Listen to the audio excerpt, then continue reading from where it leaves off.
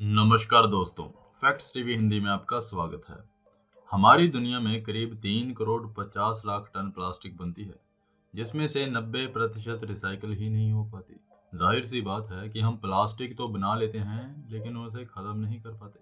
आप प्लास्टिक के खिलौने या बोतल या और कुछ भी खरीदते हो, जब आपका उससे काम पूरा हो जाता है तो आप उसे कूड़े में फेंक देते हैं, जो कि आगे बड़े खड्डे में जाती है, लैंडफिल में जमा हो जाती है। कुछ समय के बाद यानी कि करीब 1000 साल में लगभग छोटा आकार ले लेती है। भूगोल के कुछ तकनीकी कॉन्सेप्ट्स यानी कि वियर एंड टियर से ये छोटे छोटे टुकड़ों में बदल जाती है।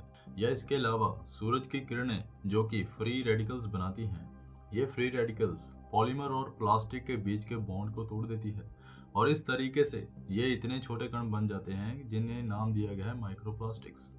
और इसी तरीके से ये माइक्रोप्लास्टिक्स अपना असली रूप लेती हैं। ये हमारी धरती में हर जगह मिलते हैं, समुद्र की गहराइयों से लेकर पहाड़ों और आर्टिक ओशन तक मिलते हैं। माइक्रोप्लास्टिक्स 1 नैनोमीटर से भी कम होती हैं। उदाहरण के तौर पर सर के एक बाल को ले लें, उसकी मोटाई के 100वें हिस्से से भी कम इसकी मोटाई होती है। तो आप अंदाजा लगा सकते हैं कि ये कितने छोटे कण होते हैं। इसलिए आंखों से भी नहीं देखा जा सकता और देखने के लिए माइक्रोस्कोप की मदद ली जाती है। इस तरह 5 मिलीमीटर से छोटे प्लास्टिक के कणों को प्लास्टिक रेन कहा जाता है, क्योंकि ये आसमान से गिरते हैं।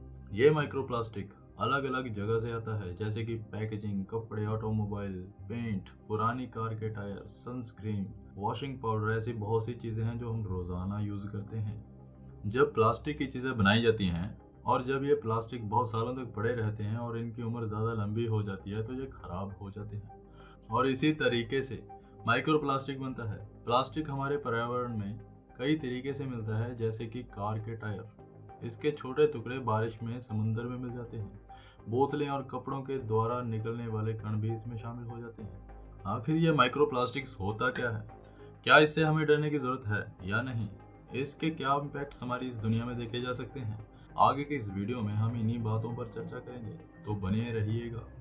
माइक्रोप्लास्टिक्स हमारे पर्यावरण में इस तरीके से फैल चुके हैं कि इन्हें अब बारिश के रूप में भी पाया जा सकता है। यूरोप, यूएसए, ऑस्ट्रेलिया और ऐसी कई जगह हैं जहां पर माइक्रोप्लास्टिक की बारिश देखी गई है। एक रिपोर्ट के मुताबिक यूएसए में माइक्रोप्लास्टिक, जो कि 10 करोड़ प्लास्टिक की बोतलों के बराबर है, की बारिश पश्चिम यूएस में देखी गई है। इसके अलावा ब्लूम्सबर्ग की रिपोर्ट बताती है कि न्यूजीलैंड के ऑकलैंड सिटी में 2020 में 74,000 किलो माइक्रोप्लास्टिक की बारिश हुई है।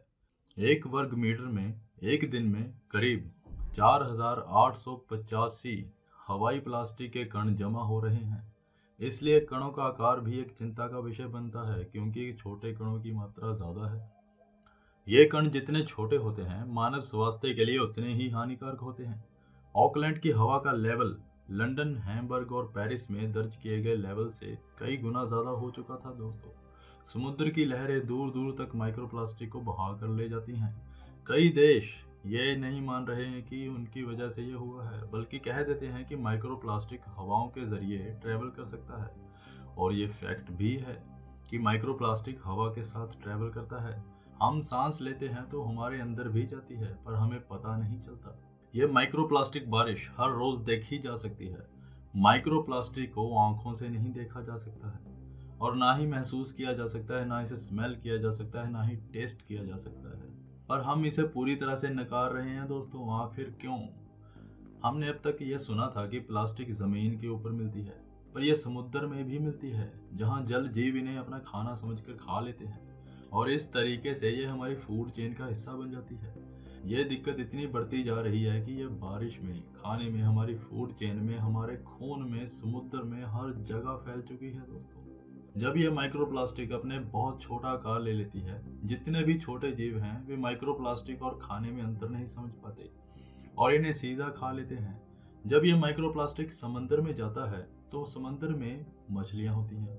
सबसे छोटी मछली इसे खा लेती है, और उस छोटी मछली को बड़ी मछली खाती है, और उससे बड़ी मछली को खाता है इंसान। और इस तरीके से आप समझ सकते हैं कि माइक्रोप्लास्टिक को बनाया तो इंसान ने है, पर अंत में जाती है वो इंसान के अंदर ही। तो कितनी हानिकारक साबित हो सकती है ये।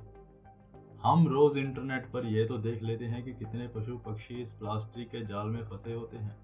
आपने YouTube पर देखा होगा कि समंदर में ऐसी कितनी जगह बन चुकी हैं जहां पर प्लास्टिक के बड़े बड़े ढेर लगे हुए हैं और ये ढेर पहाड़ तक बन चुके हैं। बस इसी प्लास्टिक को समुद्र के सारे जीव अपना खाना समझकर खाते हैं और ये प्लास्टिक उनके अंदर इस तरीके से फंस जाती है और उनकी मौत हो जाती है। माइक्रोप्लास्टिक्स के नाम को 18 साल पहले खोजा गया, लेकिन इसकी चर्चा बहुत ही कम सुनने को मिलती है। मार्च 2022 में वैज्ञानिकों ने देखा कि माइक्रोप्लास्टिक इंसान के खून की नाड़ियों के अंदर तक पहुंच चुकी है। हालांकि इसकी अभी तक कोई पुष्टि नहीं की गई है कि यह हमें किस हद तक नुकसान पहुंचाएंगी, पर आप अंदाज़ा लगा सकते हैं कि अगर यह प्लास्टिक हमारे शरीर के अंदर तक जा चुकी है तो इसका कितना गहरा असर हो सकता है दोस्तों। तो आपको कुछ उदाहरणों के जरिए बताते हैं कि यह माइक्रोप्लास्टिक हम तक कैसे पहुंचती है। सबसे पहले उदाहरण लेते हैं समंदर की।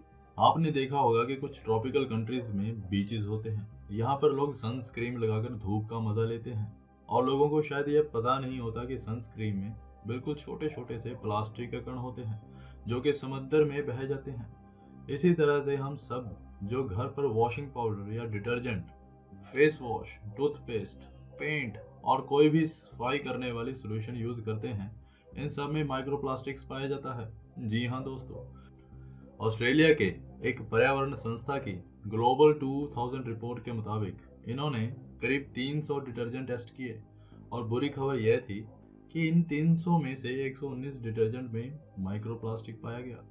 पर अच्छी खबर यह है कि ऐसे भी प्रोडक्ट्स हैं जिनमें माइक्रोप्लास्टिक बिल्कुल भी नहीं होता। बात करें हवा की, तो हवा में भी इसके छोटे छोटे कण मिलते हैं जिन्हें देखा भी नहीं जा सकता। यह एक देश से दूसरे देश में ट्रैवल करते हैं, तो क्या पता किसके देश का यह माइक्रोप्लास्टिक ब्रांड हमें मिल गया है। पर यह चिंता का विषय है दोस्तों, क्योंकि हर रोज हम ना जाने अपने अंदर कितनी प्लास्टिक समा लेते हैं।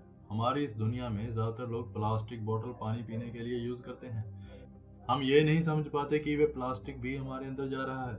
न्यूयॉर्क की स्टेट यूनिवर्सिटी ने 9 देशों पर एक स्टडी कंडक्ट की और हमारा भारत भी इन देशों में शामिल है। रिपोर्ट में पता चला कि जिस प्लास्टिक बोतल में हम पानी पीते हैं उसमें 93% पानी माइक्रोप्लास्टिक से दूषित था। अगर एवरेज की बात करें तो 1 लीटर पानी की बोतल में 325 माइक्रोप्लास्टिक के कण पाए जाते हैं। इस टीम ने 11 ब्रांड्स की 260 बोतलों को अपने टेस्ट में शामिल किया था, जिसमें से यह तथ्य सामने आया। तो अब समझ सकते हैं कि हम क्या पी रहे हैं। यहाँ आपको डराया नहीं जा रहा बल्कि अलर्ट किया जा रहा है दोस्तों। अब सवाल ये बनता है कि आखिर इसे खत्म कैसे किया जाए।